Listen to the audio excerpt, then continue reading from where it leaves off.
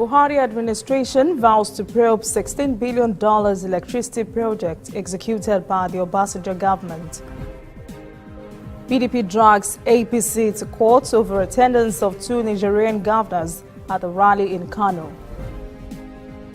On the international scene, Venezuela's self-declared president Juan Guaido to work on restoring ties with Israel. And in sports, Nigeria battle Mali for under-20 AFCON final ticket.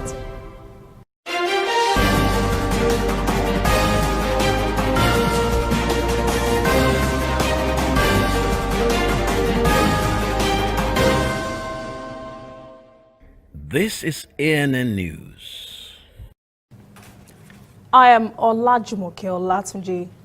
It may have been many years ago, former President Olusegun Obasanjo and his vice president, current presidential candidate of the People's Democratic Party, Atiku Abubakar, were in power, but President Muhammadu Buhari has hinted that time, after all, will not heal the wounds of their administration. The president says he would probe the $16 billion Obasanjo and Abubakar allegedly spent in the power sector. Buhari said this while campaigning on Tuesday at Yenagoa in Bayelsa State. The money was allegedly spent during the duo's administration from 1999 to 2007. During a meeting with the Council of Traditional Rulers of Rivers and Bayelsa State, Buhari said he's committed to free, fair and credible elections. He also promised to ensure all votes count. The president lauded the introduction of permanent voter cards, which he said are responsible for dislodging the PDP government of 16 years in 2015. Meanwhile, the People's Democratic Party has dragged to court President Muhammadu Buhari and his party, All Progressives Congress, over the legality of having two foreign governors at the president's campaign rally in Kano 13 days ago. The party also joined in the lawsuits the Independent National Electoral Commission, INEC, the National Immigration Service, and Minister of the Interior, Abdurrahman Dambazao. The party wants the court to determine whether the presence of Nigerian governors Issa Musa of Zindar and Zakiru Umar of Maradi were among, or rather, against Nigerian law. The two governors from Niger were at the campaign rally in Kano, rooting for the APC and for President Buhari. PDP presidential candidate Atiku Abubakar has blamed APC for the cancellation of U.S. former President Bill Clinton's planned Nigerian visit. Abubakar said in a statement released on Tuesday in Abuja by his media aide, Paul Ibe, that the statement credited to APC Governor of Kaduna State, Nasir El-Rufai, that foreigners who interfere in Nigeria's electoral process would return home in body bags was responsible for the cancellation. Abubakar quoted Clinton's statement as saying he was cancelling the trip because of recent conversations that have made the visit inexpedient. Atiku Abubakar's statement further said he wished the situation in Nigeria were more favorable to make Clinton's visit more conducive. Clinton would have been in Nigeria now to witness the signing of a national peace agreement by the two front-runner presidential contenders, Buhari and Atiku, in which they would reaffirm their commitment to accepting the outcome of the elections as INEC would announce it. Clinton had said yesterday he cancelled the trip, fearing it could be politicized. It's the season of political charges and counter charges, so it is not surprising that the ruling party will lambaste its opposition PDP for what it calls a plot to orchestrate crisis and trigger a sense of panic among the populace ahead of Saturday's election. The charge was made by Information and Culture Minister Lai Mohammed. He said this is in line with the alarm raised by the federal government in January and a few days ago that the PDP was planning to scot through the elections or discredit it if their first plan did not succeed. Mohammed said PDP was planning a world press conference to allege what he called frivolous allegations against the federal government and the All Progressives Congress. He said the opposition party also plans to further paint an unfavorable image of the administration and APC to both Nigerians and the international community. The minister said this would not work because of what he says is the president's global image and respect as a man of integrity. Now, away from politics, motorists and commuters in Onitsha, Anambra State and surrounding areas have a major mobility problem now. as petroleum marketers in the state have stopped operations. Many petrol stations were shut early Tuesday morning following a directive from the Southeast Office of the Independent Petroleum Marketers Association of Nigeria, IPMAN. Of course, the transportation sector seized on the development and increased fares. Some even doubled the regular rates, further compounding the problem for commuters. Many drivers said there were no warnings before the action, but the news agency of Nigeria said it saw its correspondents saw a circulated IPMAN text message that notified the public of the planned closure. Chairman of the Petrol Dealers Association of Nigeria, Cletus Obiokafo, said the shutdown was in compliance with the orders of the national leadership. He said the petrol stations would not reopen until they receive another directive to do so. The National Agency for Food and Drug Administration and Control, NAFDAC, says it will no longer approve new registration for alcohol packaged in sachet. NAFDAC's Director General, Professor Mojisola Adeyeye, made this announcement on Tuesday in Ibadan. She blamed alcohol in sachet for contributing greatly to the increase in the rate of drug and alcohol abuse in the society. The professor also said her agency would phase out the use of PET bottles for the packaging of alcohol to address the increasing spate of abuse in the country.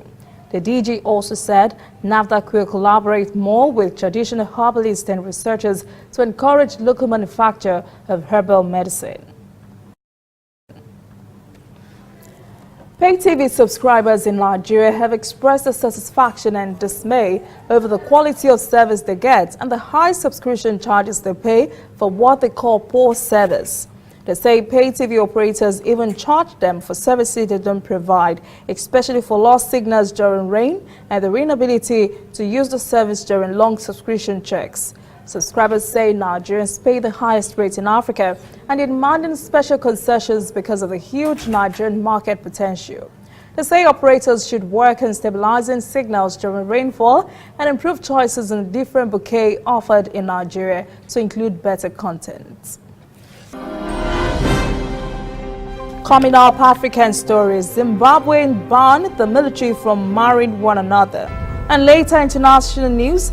Venezuela's Guaido working to restore ties with Israel.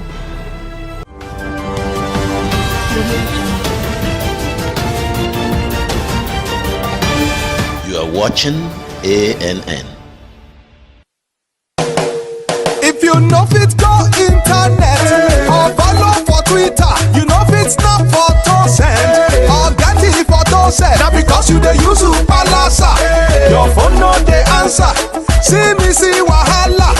My brother, go get smartphone, yeah. Drop that Palasa phone. Phone wey no go for your hand, yeah. Drop that Palasa phone. Phone wey no fit take selfie. Drop that Palasa phone. No be correct phone, yeah. Drop that Palasa phone. Upgrade to a smartphone today and get double data for 6 months on any MTN data bundle you buy. Simply purchase a smartphone from any store, anywhere in Nigeria, or bring your current smartphone from any network. Insert your MTN SIM card to start enjoying your double data bonus. Offer is open to all new and existing MTN subscribers. Join the largest smartphone movement today. Make it not for your hand, that's Palasa phone.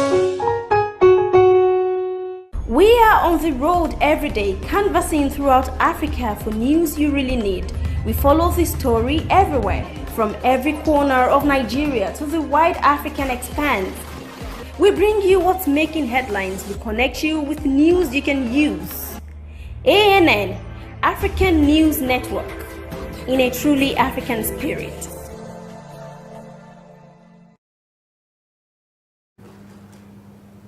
Welcome back. This is ANN News. In African stories, the Congress of South African Trade Unions have embarked on a national strike on Wednesday, together with its affiliate unions, over alarming rates of retrenchments and high unemployment rates in the country. Representatives have also expressed concerns about racism in the workplace and society as a whole. They are also fighting for the occupational health and safety of workers. The union has stated its support for the WKK government's push for national health insurance, making it the access to quality health care a reality for all South Africans. The union has also expressed its concern for the current level of crime and corruption in the country. Private investors in Africa's healthcare systems held a forum in the Ethiopian capital, Addis Ababa, on Tuesday to discuss ways to assist government in providing universal healthcare for Africans. The forum is organized by the United Nations Economic Commission for Africa and the Aliko Dangote Foundation and is the first of its kind in addressing such a wide-scale issue. A host of experts and officials were in the gathering, so was Ivorian football legend Didier Drogba. African health sector has been hoping to close a $66 billion health financing gap by seeking partnerships with their national governments.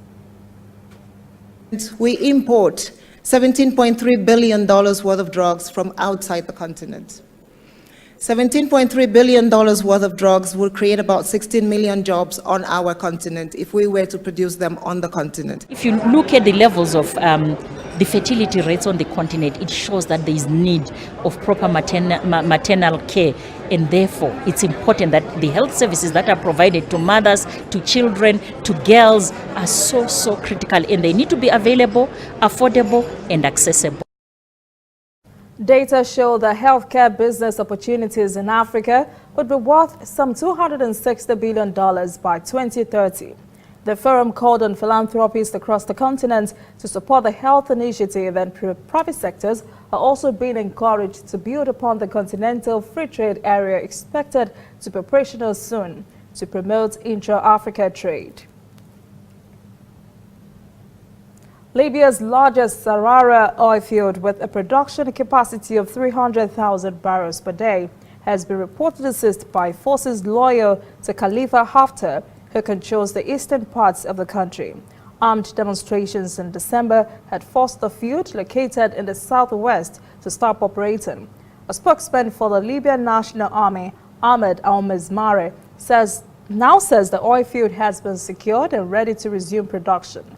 Libya holds Africa's largest crude reserves. The lack of clarity about troops movement and security in the south had cast doubts on the nation's plan to boost output to 2 million barrels per day by the end of 2021. Libya's civil war led the Organization of Petroleum Exporting Countries, OPEC, to exempt it from participating in global production cuts in December. Khalifa Haftar's forces were said to have promised to return the refinery to the National Unity Government in Tripoli once rehabilitated. Facebook is set to open its first content review center in Africa, aimed at improving the safety and security of users across the continent. The global tech giant has partnered with Samasos, which it describes as one of the largest digital employers in East Africa, to run the center that will be located in Kenya's capital, Nairobi. Facebook says it will employ approximately 100 reviewers by the end of the year, supporting a number of languages, including Somali, Afan Oromo, Swahili, and Hausa.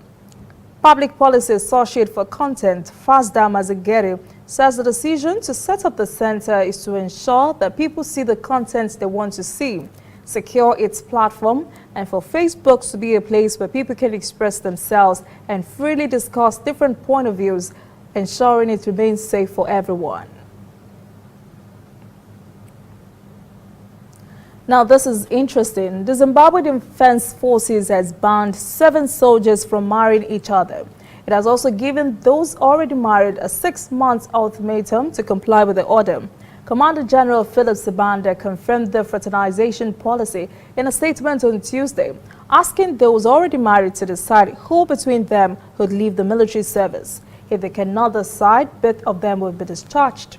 The move is said to be aimed at addressing current challenges where officers and non-commissioned members marry and violate the tenets of good order and military discipline. The policy takes immediate effect. ZDF says those who contravene the order will be prosecuted for scandalous and disgraceful conduct. When we return, international news. Venezuela and Israel may renew ties if Guaido has his way. And later, sports.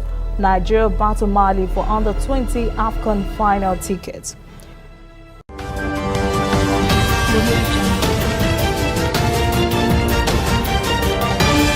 You are watching ANN.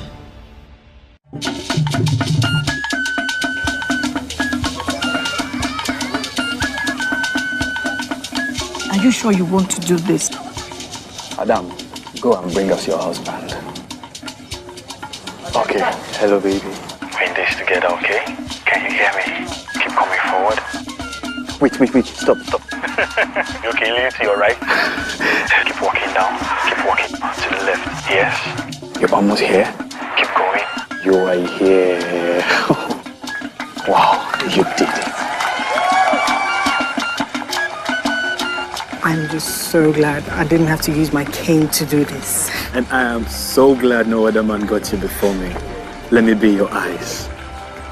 We will never stop working to give you a network you can rely on so you can enjoy life's special moments. MTN, everywhere you go.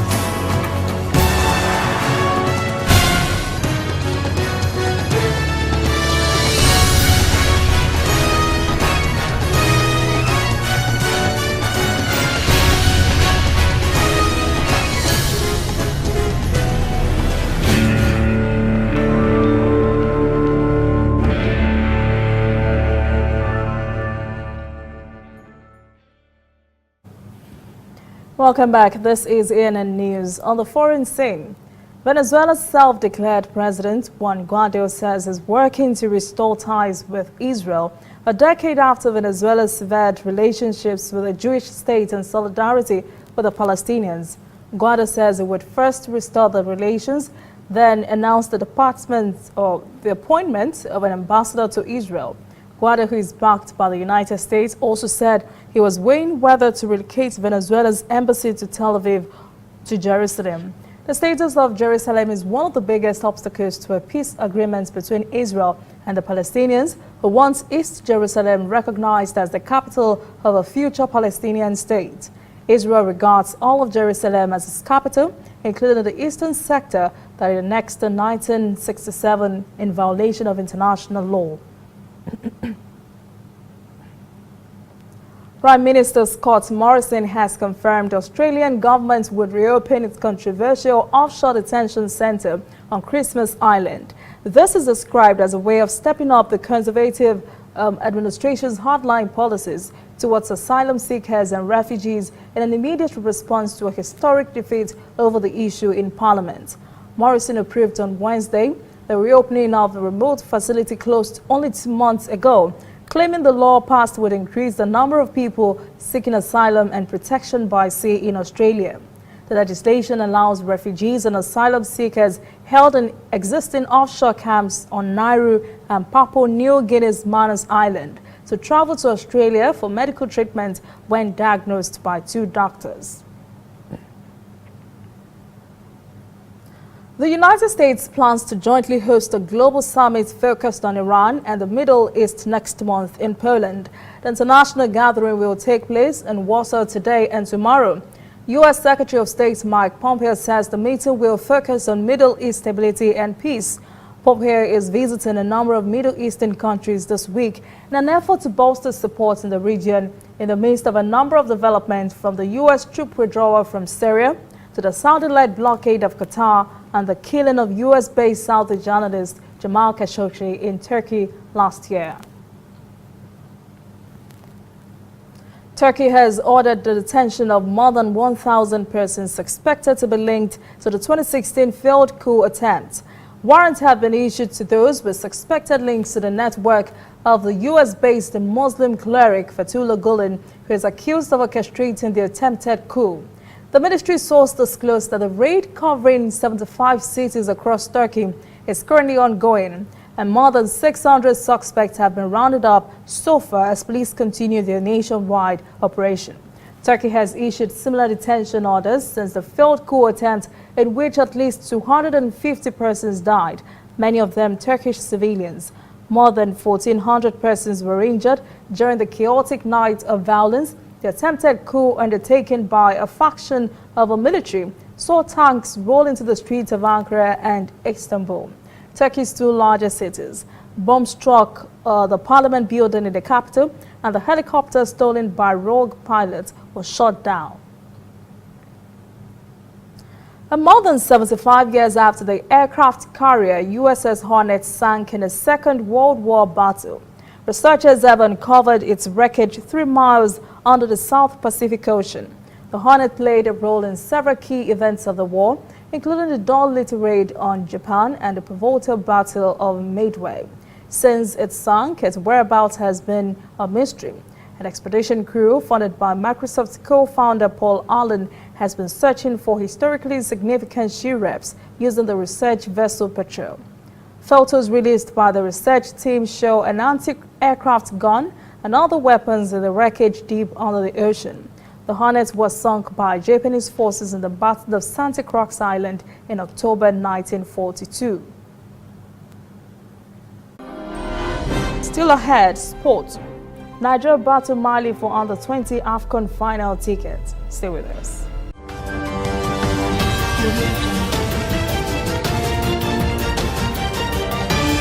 You are watching ANN. This used to be me.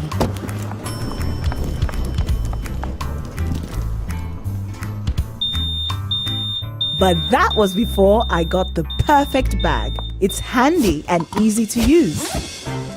All I need in one compact space, just like my MTN Extra Value plan. I used to get one plan for my calls and then try to remember which data plan worked for me. Roaming was a totally different ballgame. Not anymore. I've got the MTN Extra Value all-in-one plan. If you're a data buff like me, you get extra data with some talk time. And if you like to make calls, you get extra talk time with some data. And when I'm abroad, I automatically browse, chat, and call right on the same plan. MTN Extra Value was made just for me. More of data or calls, whichever one you prefer. MTN Extra Value is made just for you. Whether in your house, at your office, on your phone or online, we are there. We have the facts behind the headlines. We cut to the chase with the news you really need. We cover every angle. We are the bigger, better news network. We are African News Network. ANN. Watch ANN News on MITV from a truly African spirit. Welcome back. This is ANN News in sports. 7-time champions Flying Eagles of Nigeria are currently battling for a ticket in the final of the 2019 Africa Under-20 Cup of Nations. They take on the Junior Eagles of Mali in the tournament's semi-final at the General Sani Quench. The Flying Eagles won the Group A that had host nation Niger Republic, South Africa and Burundi, finishing with 7 points. Egyptian club Ismaili SC have been reinstated to this year's African Champions League after a successful appeal against their expulsion. Last month, the Confederation of African Football, CAF, disqualified Ismaili SC after crowd trouble brought an early end to the Egyptian club home game with Tunisia's club Africain. The match was called off in stoppage time after parts of the crowd threw water bottles and stones at an assistant referee and African players. Ismaili's lawyer Nazir Azam confirmed that the club's appeal had been accepted by Africa's football ruling body. Good for them. And that's ANN News this evening. Thank you for joining us. For details on this and other stories, visit our website, annafrica.net. Conversation continues on our social media platforms, Twitter, Instagram, and Facebook at ANN Africa TV. I am Olajumoke Olatunji. Have a pleasant evening.